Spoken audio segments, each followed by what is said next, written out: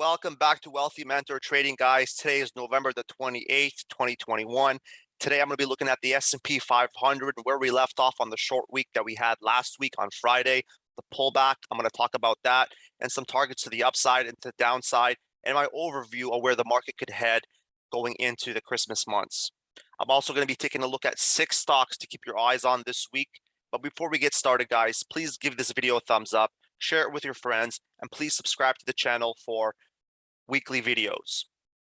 Also, if you are interested in trading with us at Wealthy Mentor Trading on Discord, click the link in the description for that $99 promo that we have for the winter months. It entails 2 months of swing trading, options trading, daily watch lists, along with analyst upgrades and the whole 9 yards. So if you are interested in that, click the link in the description and start with us today.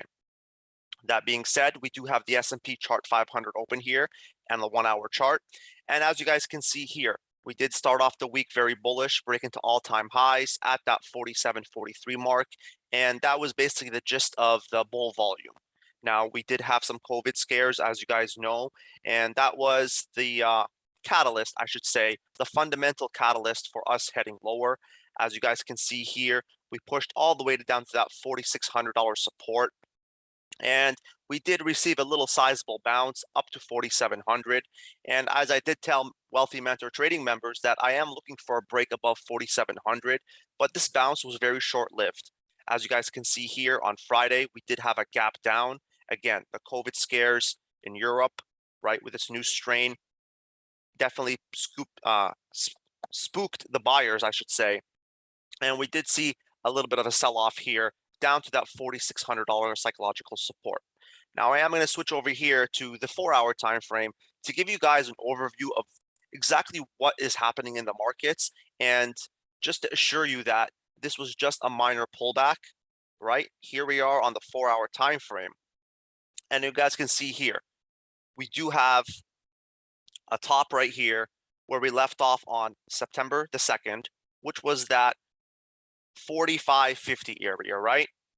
And during this whole up move that we've had, we built very little support going up, right? So when you build very little support going up, obviously you're going to shoot down quickly to test support areas. So we do have a test area at that $4,600, right? As you guys can see here, the market did pause for a bit on Friday, holding that area, closing just below that $4,600 area at 45.94.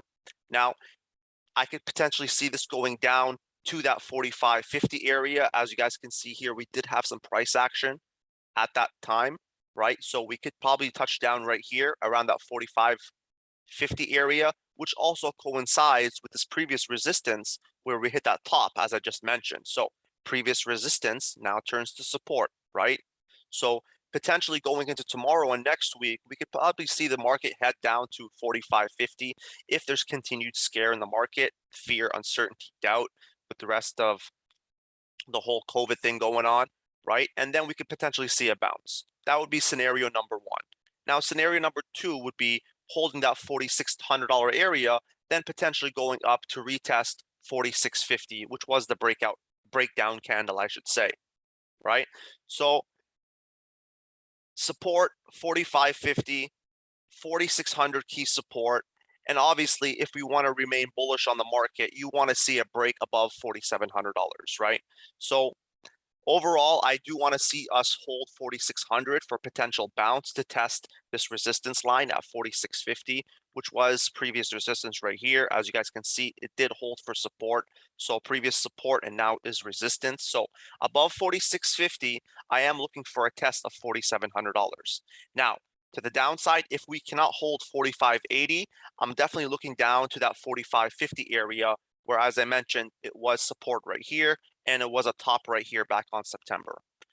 Now, switching over to the daily time frame to break it down even further, as you guys can see here, look at this. Green candles all the way up, built very little support, and now we are free falling down to this area. So as I mentioned, that 45.50 area is an area to keep your eyes on for a bounce, for a major bounce. Now, if we cannot break that, we could potentially test even lower down to that $4,500 psychological support line. We do have a little small gap here as well. So definitely keep an eye on that 45.50 area going into next week. All right, guys, those are my views on the S&P 500. Overall, the trend is higher, and a lot of people are thinking about this whole Santa Claus rally. But as you guys can see here, we have rallied ever since January till the end of the year. So it could be one of those events where we might not rally this year and have a pullback, because we did rally all the way up from the COVID lows, and we have been pushing all the way to 4,700. So, it could be a time where we pull back. So keep that in mind as well, just in case you do want to buy the dip. Now, there's going to be a lot of opportunities with little scalp plays in between. So keep your eyes on that. And when you're in doubt, always look to the higher time frames, the weekly time frame, the daily time frame, for a clear outlook, instead of panicking and looking at the 15-minute trend, 5-minute trend. Okay, so that's my view on the S&P 500, and keep your eyes on that 45.50 line for clear support. Now, as I mentioned, I have 6 stocks to keep my eyes on this week, and the first one being Tesla.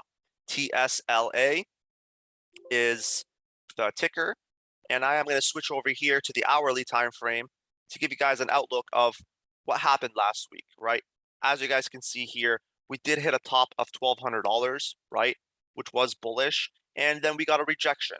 This was pretty much, Monday, Tuesday, Wednesday right here, and Friday, obviously, we broke down to that key support area at 1080. And as you guys can see here, 1080 has held multiple times. These long wicks represent buyers stepping in and guarding that 1080 area. So going into next week, I am looking above 1120. As you guys can see here, it was clear resistance here. It was clear resistance here, right? And it has acted as resistance here as well. So above 1120, I am looking for take profit targets 1130 and 1150. Now, if you are a safer trader and you want to see if the markets do correct and you're looking long term, definitely look above 1150 for a potential push back to 1180 and $1,200. Now, to the downside, let's just say we have continued weakness going into tomorrow. 1180 is key support. If that is broken, definitely look for key targets. Target number 1, 1150 if you are buying puts, right? If you are an options trader and 1080 cannot hold, 1050 is your first target. Now, your second target is that 1020 line. Now, 1020 line is significant for me because if we do break that, we're most likely going to head down and test 986, which was the bounce point right here, leading us all the way to that $1,200 point last week. Okay, overall, I'm going to wait and see approach on Tesla, as the semiconductor sector and the tech sector, QQQ, were the notable ones that were selling off the hardest. Okay, so if those two sectors pop back up, you're definitely going to see a push in the markets above that $4,600 line on the S&P 500, and also Tesla and its names, the other tech names, are going to follow through with that and also move higher. So key support 1080, entry point 1020, 1030 and above. If you want to be a safer trader, look for that 1150 area. Okay, so that's my views on Tesla. Next name that also saw some weakness, NVDA, right? This is one of the leading names in the semiconductor sector, and as you guys can see here, this was no exception to the rule. It definitely pushed down along with the markets due to the semiconductor sector weakness. We did hold that 314 support multiple times here on the hourly time frame. As you guys can see here, we pushed down, buyers stepped in. However, the bounces from 314, we got halted at that 327.50 line, right? So going into next week, if we do see market strength, I'm looking above that 327.50 line for potential entries and targets of 330, 333, and 340 as my 3 targets to the upside. Now, if we do see continued market weakness, 314 is a key support line. If we do break below that, 309 is an area of support, as we did bounce here. So this will be your target number 1 to take profits on puts. And your second take profit is that 305 area, which was the resistance point over here back on November the 16th. Previous resistance now turns into support. So 309 is your target number 1. 305 is your target number 2, and $300 psychological support would be your target number 3 if we do see continued weakness in the semiconductor sector. Okay. Now, overall, I am still bullish on NVIDIA as long as we stay above that 314 line. And to me, that is very important, right? So personally, I would like to see that 327.50 area break for me to turn bullish on NVIDIA long term. But at the moment, I'm going to wait and see approach just like the rest of the market. Key area to look at is futures when it opens up around 6 o'clock. So that would be your clue as where the market could be heading opening up tomorrow at 9:30. Okay, another name that is important to me, and this name saw a definite bounce and strength during this market pullback, and that's Moderna, MRNA. And this was the name that I was looking at last week, and I mentioned that we did have a gap up, and we filled that and some, right? We had a big week pushing up 27%, and we did push above that 343 area before closing underneath it. So going into tomorrow, and if we do see continued market weakness, look for names like Moderna that will definitely push higher due to the whole COVID strain, and they're one of the leaders in manufacturing the drug to fight COVID, right? So what I'm looking at is a break above 343, and not just a break. As you guys can see here, we did break here. I want to see a break above and a candlestick close above 343. Now, if we can get that, I am looking at targets of 355 to 362, as those are two key areas for me that I'm going to be looking at heading into tomorrow. Now, to the downside, we do have key support at that 320 area. As we guys can see here, we did hold it back here on November the 1st, and then we did push up, right? So if we do see a pullback, look for 320 as your key support. Now, if we cannot hold 320, and let's just say the market corrects and everything's back to normal, Moderna was on a downhill trajectory. So below 320, I am looking at retests of 310 and 306 as my two take profit targets to the downside. Okay. Overall, I am neutral on Moderna because I need more than 1 day of proof that this thing is going to go up, right? This was so far a one-hit wonder for me, and I need more data to assess this. No. So 343 is an area to look for to the upside, and 320 is an area to look to the downside, that being key support. Okay. Another name that is important to me, and it did hold its own, right? Like I said, the semiconductor sector did have a pullback, and AMD was one that kind of held its own right here, hovering around that 156 support area, right? We did consolidate underneath it, so it is technically resistance going into tomorrow.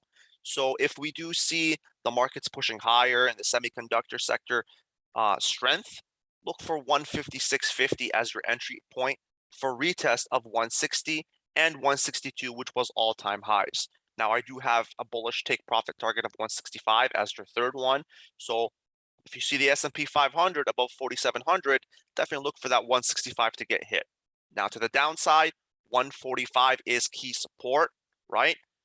First things first, I would look at 150 as an area of support. If that were to break, a shorting opportunity to 145 is greatly possible. As you can see here, we did bounce off that back on November the 23rd. Now, if selling proceeds and 145 can't hold, look for 142 and 139.50 as it was key support here on the 10th of November. Overall, I am bullish on AMD. I would like to see us break above 156.50 heading into tomorrow and the rest of the week, but that all depends on how the market opens up. And if these fears of COVID come back and subside, we can see a push up. If not, this thing can definitely head down to that 139.50 area, as I just mentioned. Okay. Another name that succeeded during this sell-off was PFE, Pfizer, right? Much like its brother Moderna, it received a push up, right? We did make a 6% move on Pfizer on Friday. As you guys can see here, it did have a nice week pushing up to that $55 resistance. We are in a blue sky breakout. So heading into next week, if we do see continued market fear, look for that 55 area dollar as your entry point for a push up to psychological resistance 57. And if we do see continued strength, look for that second take profit target at that $60 round number resistance. Okay. Now to the downside, I want to see us hold that 53 to 52 area as it was previous resistance right here on the 19th of November. Now turns to support, right? And we did bounce down here, almost touching that $53 area during that push up, right? So it did hold. So look for 53 to get broken for potential take profits at 52. And we have 49.50 where we did consolidate here quite a bit before moving higher. So overall, names like Moderna, Pfizer are bullish based on how the market reacts to this whole COVID strain. If we do see continued weakness, look for Moderna to push up, look for Pfizer to push up. So keep this name on your watch list heading into next week. Another name that received a sizable bounce, and as you guys know, during the whole COVID scare, names like Moderna pushed up, Pfizer pushed up, and the third one, a big one, was Zoom. And I am going to look at Zoom. ZM is the ticker. And you guys can see here, we did have Zoom all-time highs at $500 plus. Let's just switch over to the daily time frame to give you guys that outlook, right? We did have $486, and you guys can see here, we did have a staircase pattern here, bouncing up once, consolidating, a lower high, a lower one, and now all the way down to that 196 area where we did bounce from. Now, let's just see where we went last week, right? As I mentioned, we bounced off 186. We did gain 14% last week just due to this whole COVID scare, and names like the stay-at-home stocks, Pfizer, Moderna, Zoom, all benefit from it, right? So what am I looking at going into next week is that 230 area. As you guys can see here, it did act as resistance last week. Buyers tried to push it back up, and the selling pressure was just too high. We do have a lot of shorts in this name, so if we do break above 230, where can I see it going? We could potentially head over to that 355 to 362 area where we did consolidate there for quite a bit before breaking down, right? 345 is a key area of resistance as well. It was previous support here. Now to the upside, it's going to be resistance. So above 230, look for take profit targets at 240 and 245. If we can bust through 245, we can definitely push all the way to that 362 area, as I mentioned, where we did have consolidation and a rejection over here back on November the 22nd. To the downside, if we break below 211.50, you do know that this whole COVID scare was a one-time wonder, and names like Zoom and the rest of the stay-at-home stocks are definitely going to receive a push down, right? So 211 is an area of support for me. If that breaks, look for retest of 196 support and a shorting opportunity, which would make it for a very nice scalp play. All right, guys. Now, those are 6 names I wanted to discuss and to keep your eyes on going into next week. Now, to recap, I do want to see the S&P 500 break above 4680 and 4700. Those are 2 key areas for me to the upside.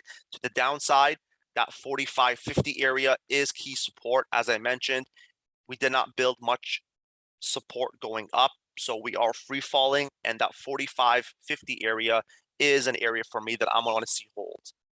Tesla, we did break lower. 1050 is an area if you want to be bullish on it. Look for that to be broken for entries. NVDA 314 is a key area of support.